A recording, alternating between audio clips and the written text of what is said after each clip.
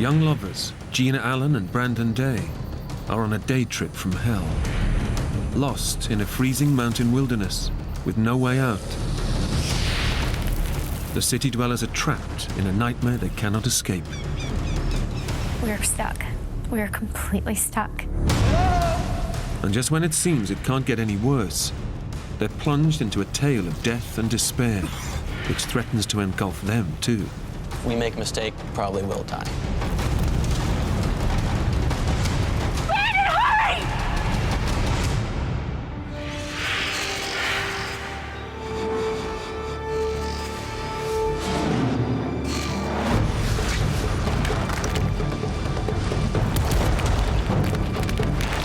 Brandon! Please help! We're lost! We need help! Brandon!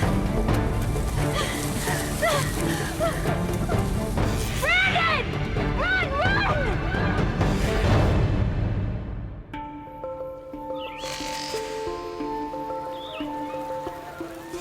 No, Mom, of course, I will.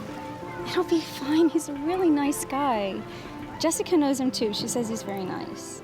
We met in the spring of 2006. He had seen my MySpace profile, and within a couple of weeks, went on our first date, and we immediately hit it off. We were almost inseparable at that point. A few days later, he asked me to go with him to California.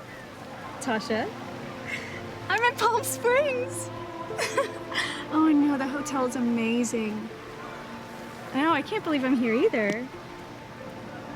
Oh, he is totally gorgeous, and he's been such a gentleman. No, if he was gonna abduct me, he wouldn't do it at a business conference, would he? I had qualified to go to a national sales convention. I'm a financial advisor. I was allowed to bring a guest with me and thought it'd be a really good time, and invited her out with me. Hey, hard day at the office? Oh, so hard. I have no idea. I just looked at it as, hey, look, how would you like to go on an all-expenses-paid vacation to a resort? How bad could that be?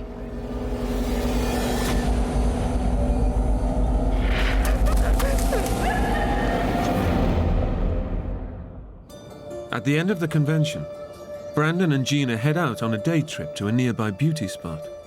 Intending to be back well before nightfall, the couple dress light. I'm gonna leave my purse here so maybe you could take these for me.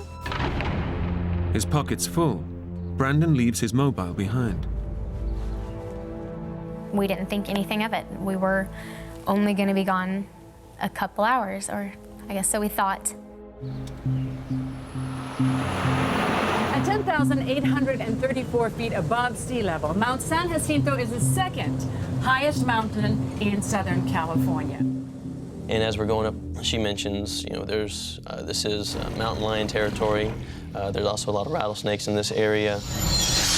But as long as you stay on the trails, you should be okay.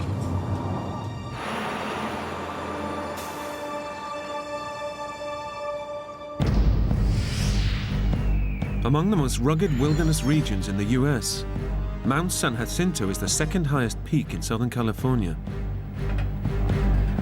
With no access road, the only way up or down is by cable car.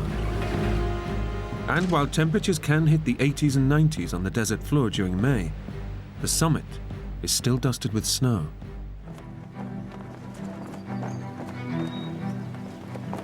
Somebody mentioned it's going to get cold because you're going up 8,500 odd feet and there's going to be a wind. So you might want to grab a sweatshirt or a jacket, something like that to have with you. So we got up to the top, about to head out for our walk.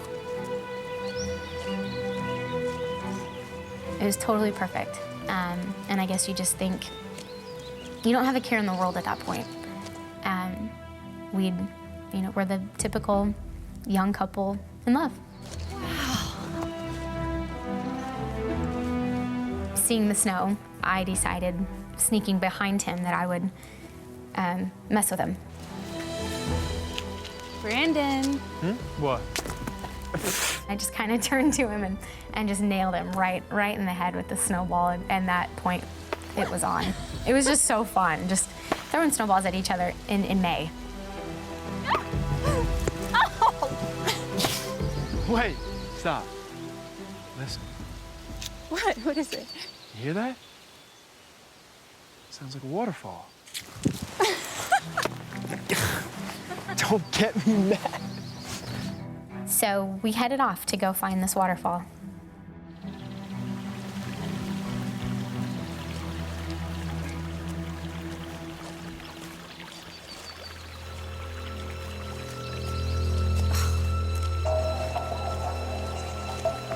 I can hear it. Can you see it yet? Not yet. Unused to this kind of environment, the city dwellers from Dallas, Texas, don't realize that the mountain is playing acoustic tricks on them.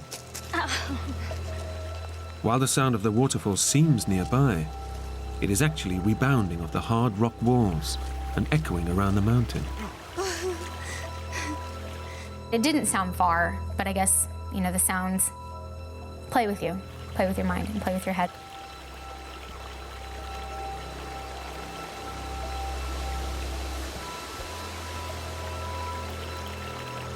Gotta be here somewhere.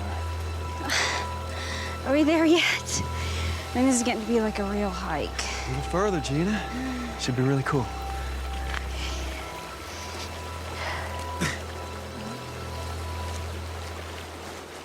We eventually did find the waterfall, which was not impressive. Wow. It's not exactly Niagara Falls, is it? Ow.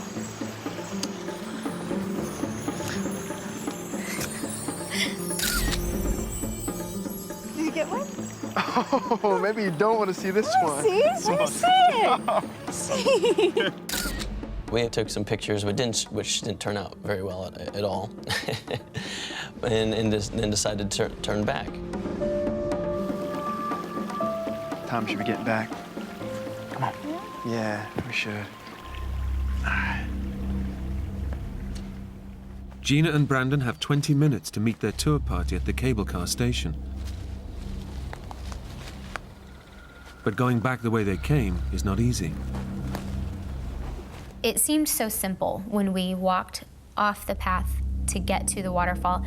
It felt like all we did was around two boulders, behind a tree, and over the top of another boulder, and there it was.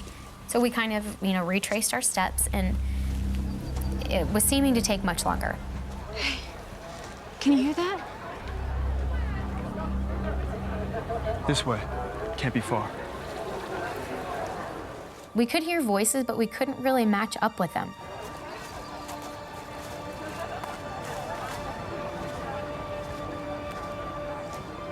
It's now less than 10 minutes before the tour party leaves. Brandon and Gina can hear the other tourists, but they cannot find them. This way.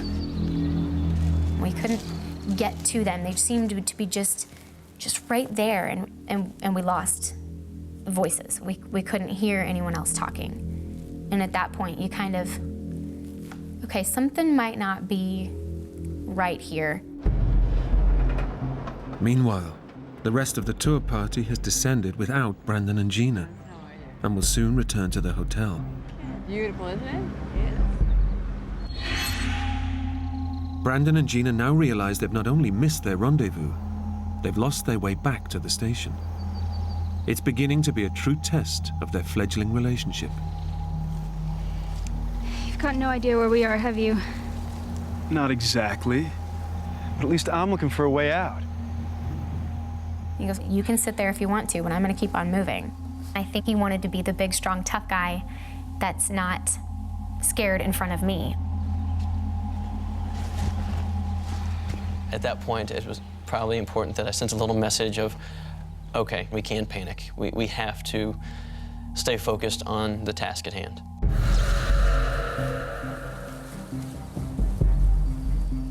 Despite Brandon's determination to find the mountain station, the dense pine forests and steep rock faces block their path. They're tantalizingly close to the station, but they just can't see it. I think we're close. We just need to go a little bit further this direction or this direction. We'll see something we recognize and we'll be fine. That went on for a while, and then I realized that no, I do think we're lost. And so at that point, we decided, okay, we have to start yelling for help. Hey! Is anybody there? Hello?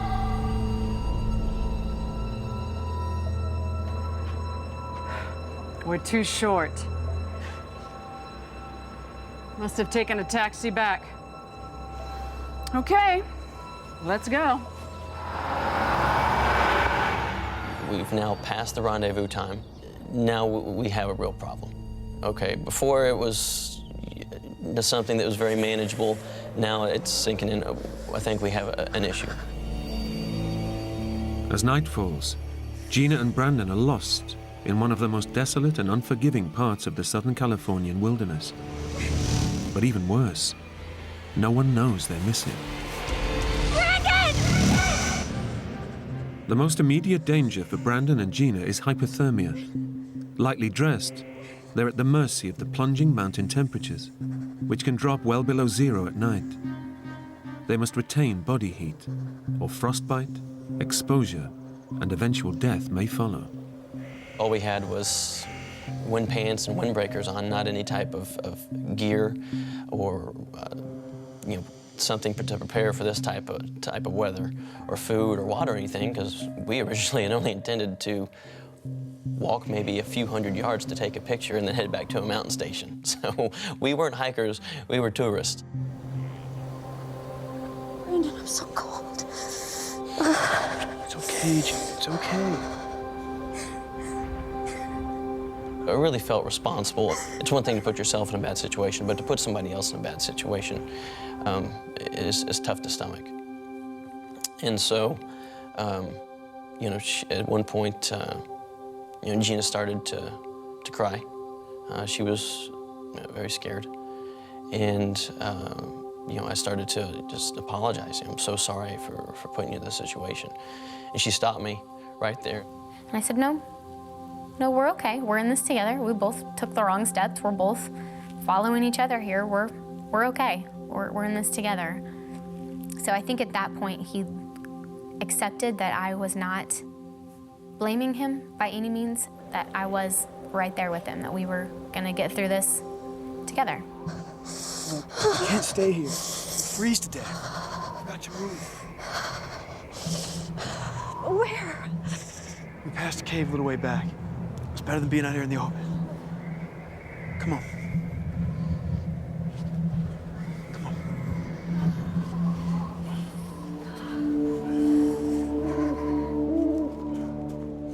Stumbling their way through the darkness, Gina and Brandon are aware of another very real mountain danger. We had been warned that there's mountain lions and rattlesnakes in these mountains. We weren't really looking to see any wildlife. We were hoping we didn't see any wildlife at that point.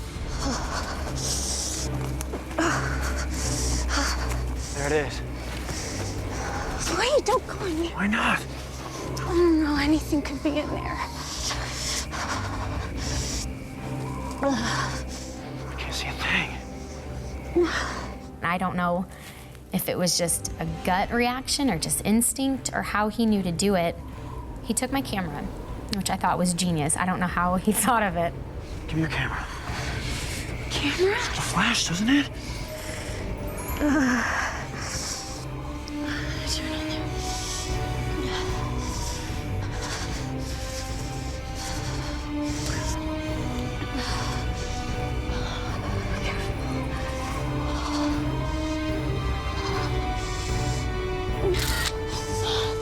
I see.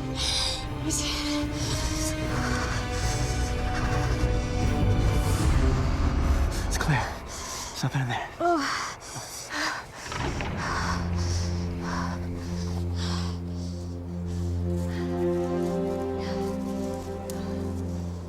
Although no longer out in the open, Brandon and Gina are still at the mercy of Mount San Jacinto's bitter chill. Well, that night, it really got to a level of cold that I've never experienced before. I'm looking at my watch, and it's 11 o'clock at night, and I'm thinking, okay, we have 7 more hours of this? You know, and we're already freezing, shivering, and how much longer can we endure this?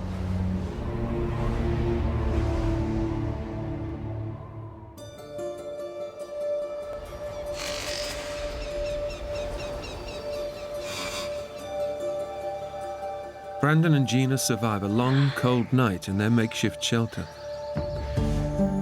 Exhausted, they've had nothing to eat or drink in the last 24 hours. Even so, Gina's mind is on more everyday anxieties. This was by far the most awkward date I had ever been on in my life. Here I am with this guy I barely know, and I'm stuck. Now he's going to, smell my morning breath, and he's going to see me without my makeup on, and I have dirty hair, and it's all those classic girl things you think of when you're in a new relationship. Brandon's thoughts are on more practical matters. In my mind, I'm going through a checklist, okay? There's a series of fail-safes. First off, the tour bus had a head count and a list of names, so they would have known we didn't make it back on the bus. Secondly, at dinner that night, some people from my firm would have noticed we're not there.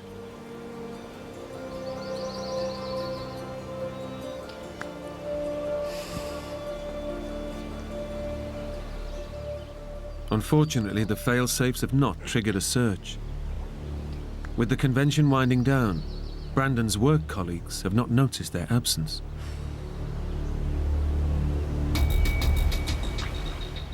Brandon and Gina are not expected home for another 2 days, so their families have no idea they're missing. Brandon and Gina climb further up the mountain, thinking they need to go higher to reach the cable car station. They're in for a shock. Oh my God. There's no sign of the station. Gina and Brandon now realize they've crossed to a different ridge of the mountain. Hey, look. Look at that tree. There are a lot of trees. No, that was that dead one we passed on the way up from the cable car. We climbed a hell of a long way up. Yeah, we did. They now know they're more lost than they thought. And facing another freezing night at this altitude could kill them. The young couple need a plan. See that creek? That creek running there? And that heads down towards Palm Springs. Yeah. We made the decision that we're gonna try and walk our way out of here. We're going to try and follow the mountain river, and it has to lead out somewhere. Let's go. What Gina and Brandon don't realize is that between them and the river is some of the most treacherous terrain the mountain has to offer.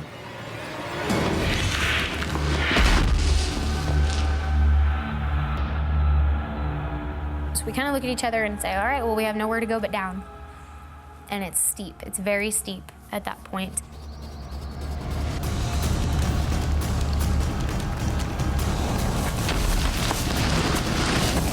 We slid on our butts, I guess, with one leg straight out in front of us, the other leg bent up.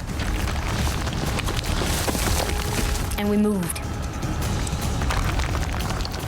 Definitely shook loose some of the rocks around us, which got a little frightening. A boulder about the half the size of a suitcase goes tumbling all the way down, and then you hear that just hit the bottom of this rock face. If we make a mistake, we're either dead or we're hurt to the point to where we probably will die.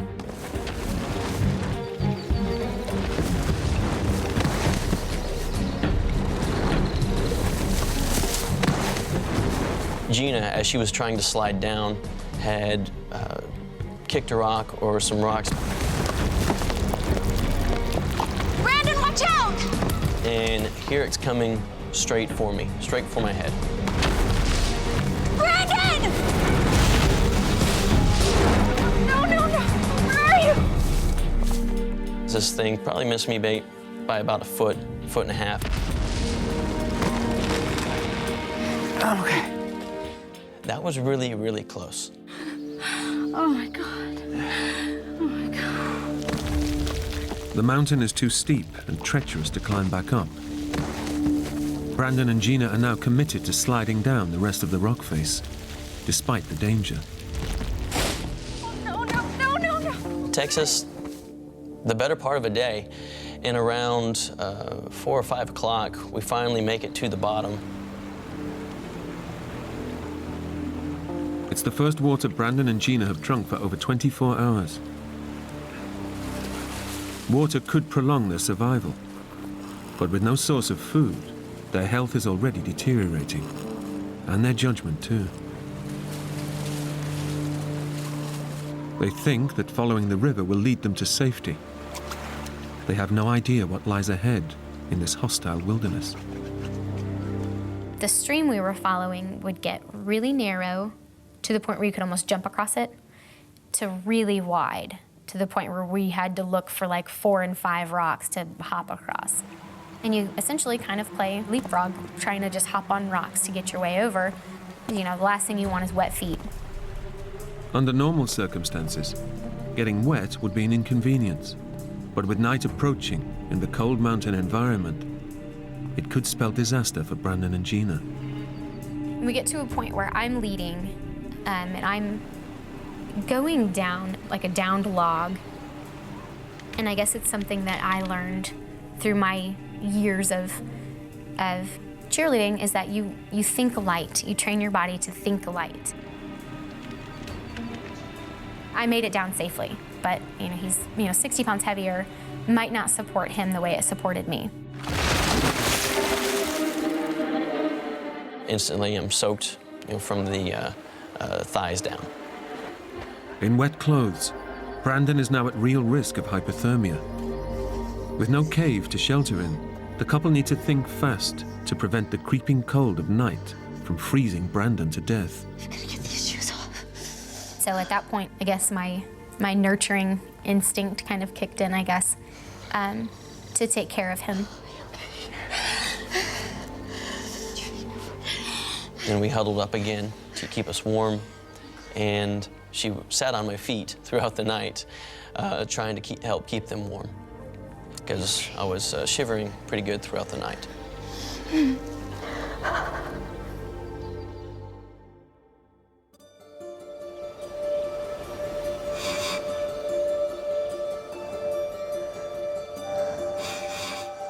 The sun comes up Monday morning. I wait a little bit longer because my shoes and my socks are still pretty wet, so try and let the sun hopefully dry those out for another hour or so. After 2 nights stranded in a savage mountain wilderness, with no food or way out, all Brandon and Gina have left is a determination to keep going. We're not gonna die here. And also, we just really didn't want to sleep another night out in the freezing cold. We wanted to get ourselves out of there.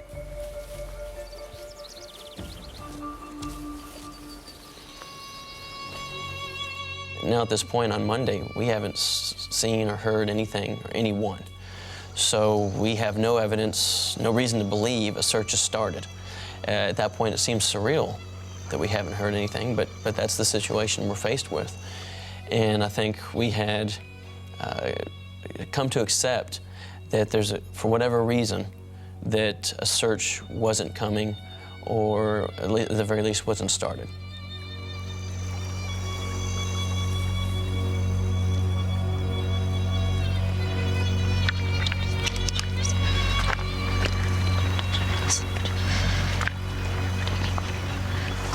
What'd you say?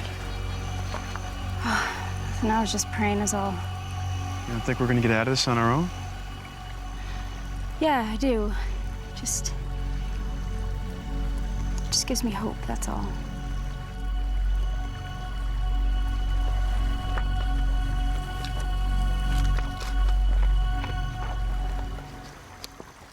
But Gina's prayers are going unanswered.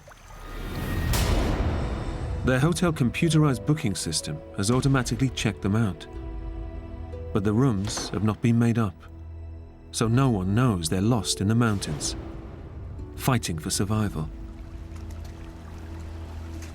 And we really just have to be careful as we make our way, we don't get ourselves into a situation where we can get bitten or fall and get hurt or anything that's going to get us stranded. With little sleep, nothing to eat, and no sign of rescue, they'd been driven on by grit and sheer determination. Then suddenly, signs of life appear in the distance. Well, first, I'm making sure I'm not hallucinating. We haven't eaten, we haven't slept. At this point, I'm sure that my judgment is starting to not be as sharp as it once was. You see that? What? That. Oh my God. Hey! Hey! All of a sudden, you just get this feeling of, oh, I think we made it. Is anyone in there? No. Brandon and Gina realize this is not your average campsite. We definitely know right off the bat that something's wrong.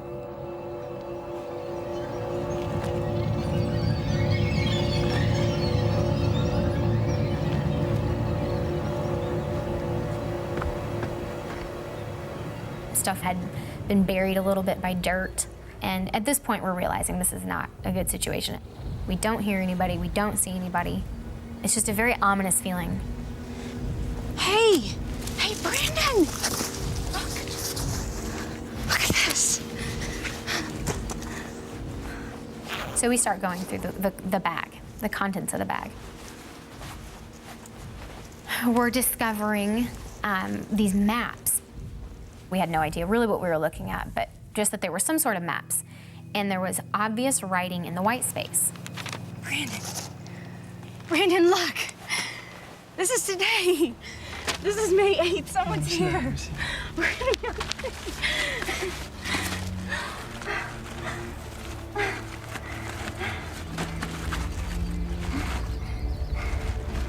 No, Gina. This diary's a year out of date. It's May 8th, 2005. It was just a blow.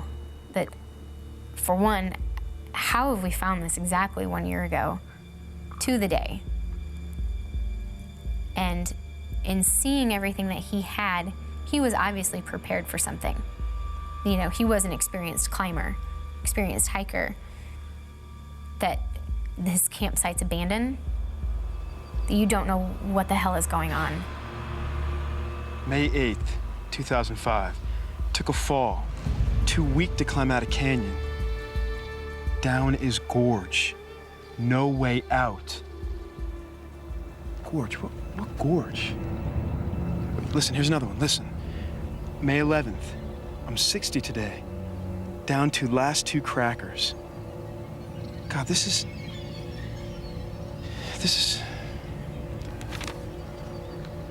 Here, May 14th. Heading down to creek for water. Goodbye and love you all. I'm looking through the bag and I come across all of his identification. I see his name is John Joseph Donovan, and he's in his 60s, from Virginia. And I come across his driver's license, his credit cards, his debit cards, his everything. Gina, these are someone's last words. Gina, we've just read someone's last words. That was exactly a year ago to the day that we found this campsite of somebody saying goodbye to the world. And now here we are in the same place exactly a year ago to the day. And to go from such a high to such a low in such a short amount of time was just something that shakes you. This doesn't happen. This is stuff that people make up, and put into a movie. In digging through all of his cards, I see the prayer card that has the St. Christopher prayer. And that's when just too many loose ends were tied at that point, that St. Christopher is the patron saint of travelers. And I had been praying to St. Christopher my whole way along. His penmanship was very much like my father's, and my dad's birthday was May 7th. And it's just all kind of coming to a head. At that point, I can't take it. It's too much. And Brandon is continuing to read, and I'm starting to freak out.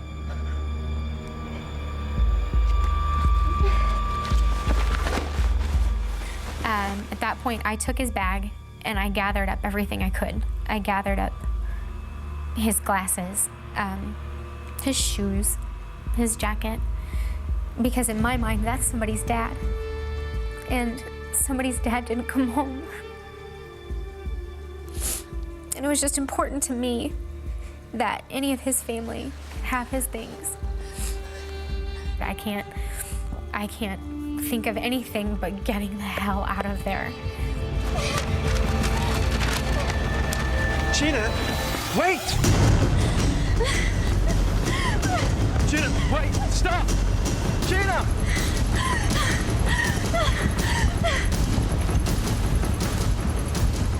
It's just a mess. We're losing all sense of cool, which we'd maintained our composure the entire way, and that was a breaking point. Gina!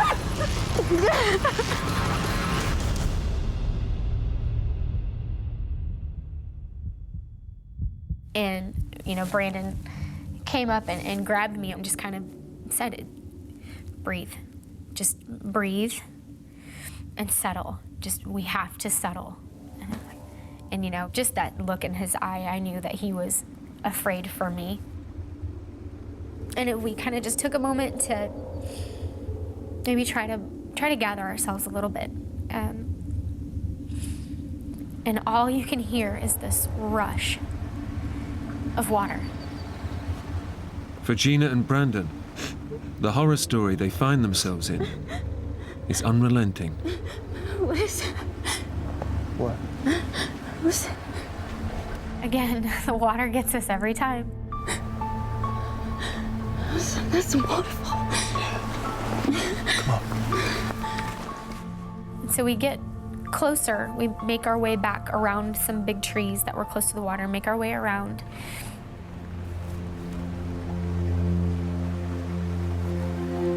And that's where we see the gorge that John had talked about.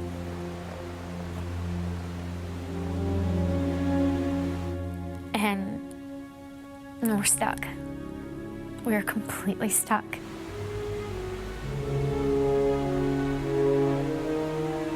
He had the maps, he had the compass, he had everything, and he couldn't get out. So how the hell are we?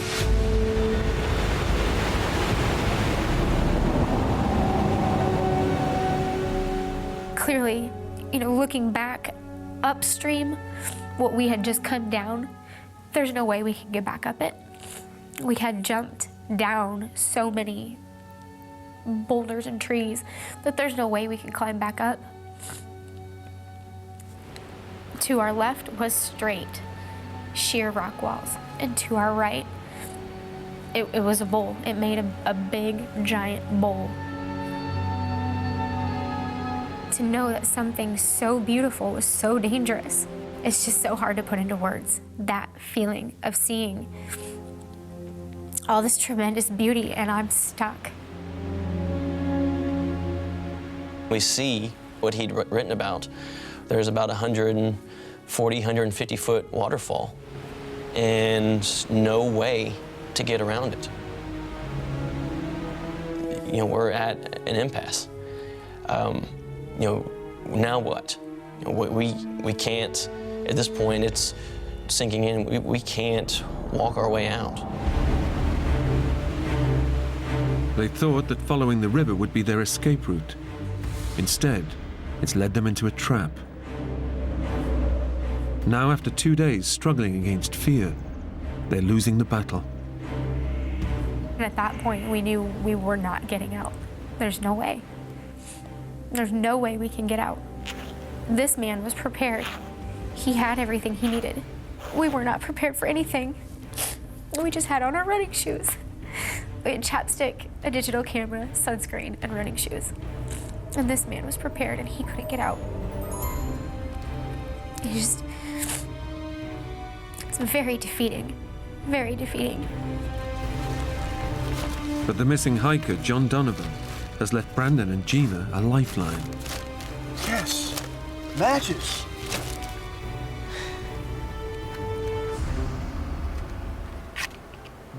Think they still work?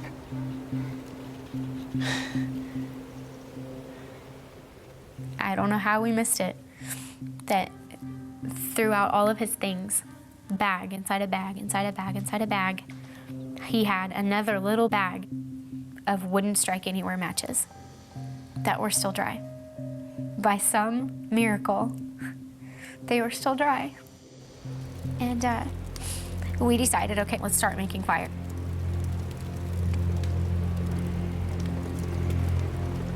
What's that noise?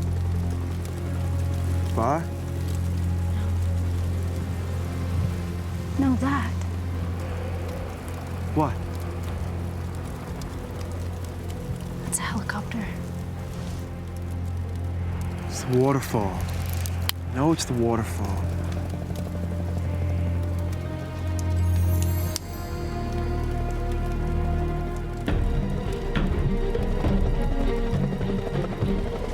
It's a helicopter. Hey! Hey! Hey! Hey!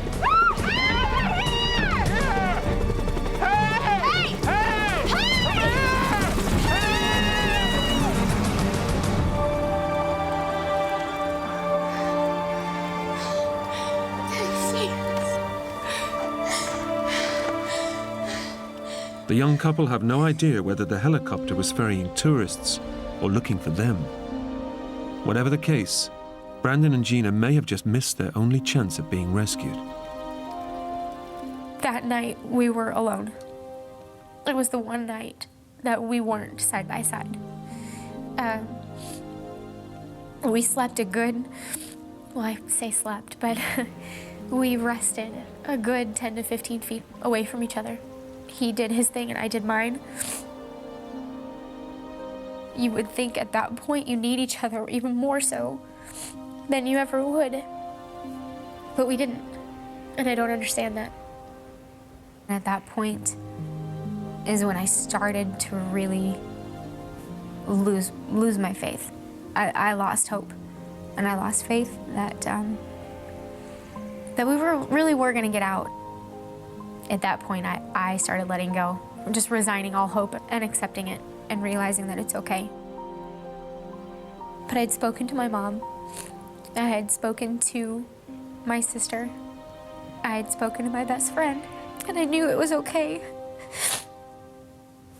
I had spoken to everyone that I love in the last few days, and it's okay. It's okay that I don't come home.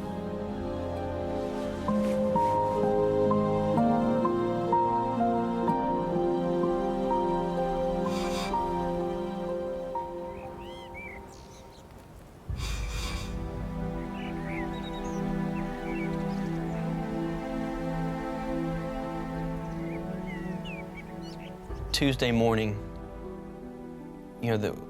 we felt by far the worst we had felt since we'd been out there. And just standing up from a crouched position was difficult. Over 4 days, the young couple's physical resilience has driven them on, but not any longer. Just the constant nights of not getting any real sleep, of shivering, the days of climbing and getting cut and scraped and bruised, trying to make our way down this mountain, being dehydrated, not having any food. I think it had all finally really hit our bodies. Although they now have a means to collect water, starvation is having a dramatic effect on their health. Our bodies are starting to tell us that they don't have much more. We had turned some type of a physical corner, and it was downhill. Exactly what happened to John has been a mystery, until now. When I was gathering water from this pool, I did notice something out of the ordinary, something that didn't seem right. I think really maybe part of me knew what it was, but the other part of me didn't want to know, at least not at that point in time.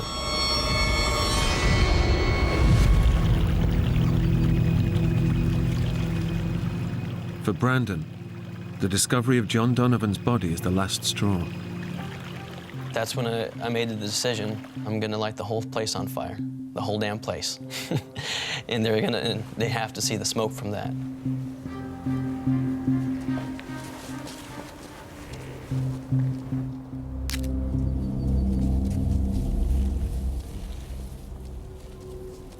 We only have so many matches. We don't know how many times, if any, that we'll see another helicopter. So this was our last bullet. This was our last shot. Come on, come on.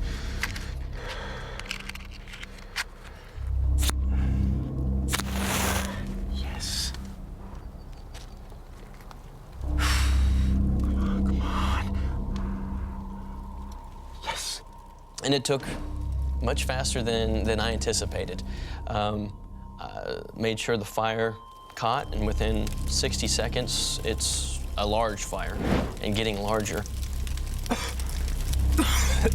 No.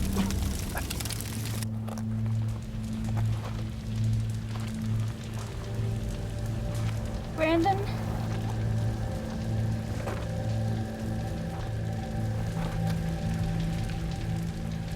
Brandon?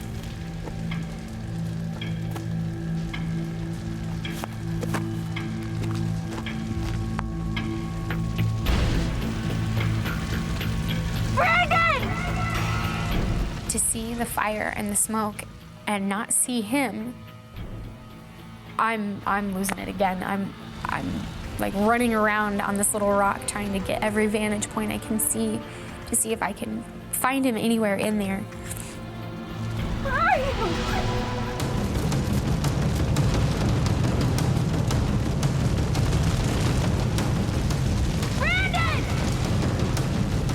And finally, I see his little head moving through the mess, and the flames are getting bigger. And I'm just, hurry up, get up here, get to me. Brandon, hurry!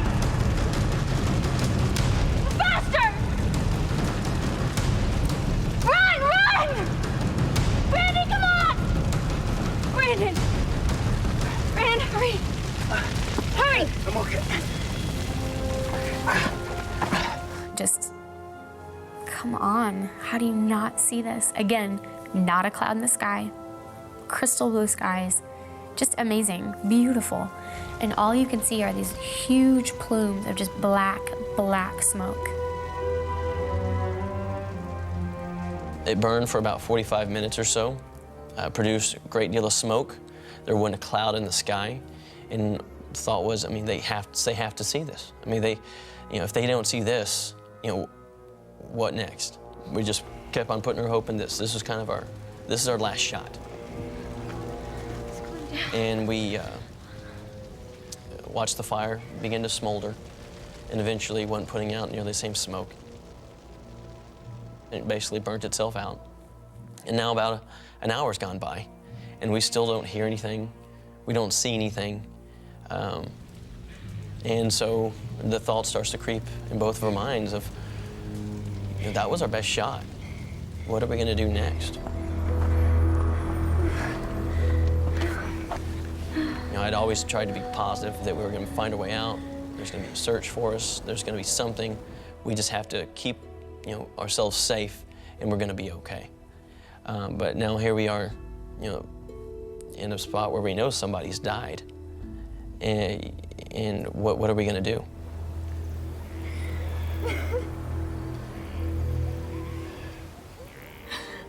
A lot of things run through your mind when you're really faced with, okay, this could be it.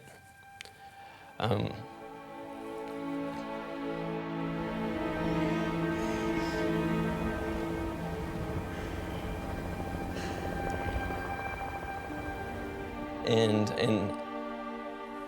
it was the most beautiful sound we'd ever heard, because coming up from the valley floor is that sound of a helicopter.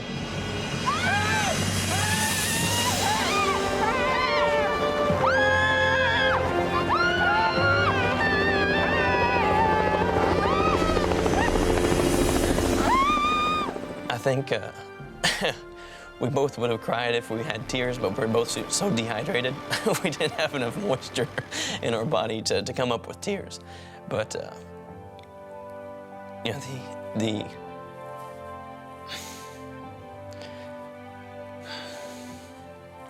the pure joy of knowing you're gonna make it out.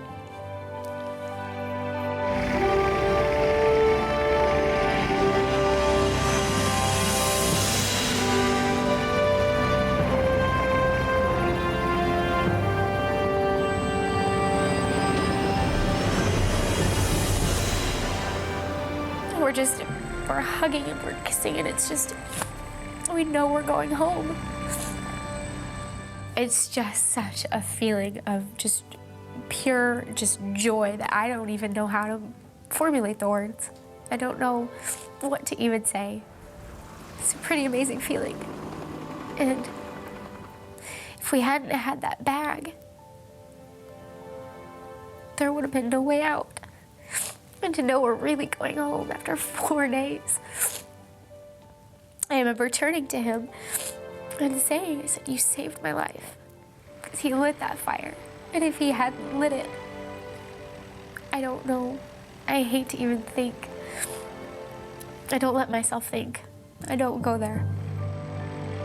We're just so thankful to John Donovan for you know, his sacrifice. And you know, his last action, even not being on this earth anymore, was helping 2 people. So,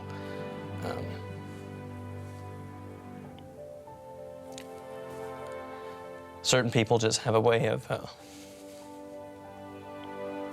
leaving their mark.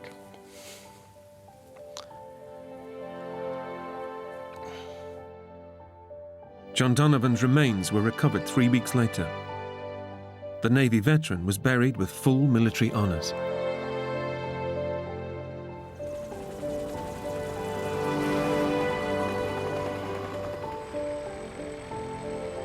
Gina and Brandon stayed together for 2 years after the ordeal, and then separated.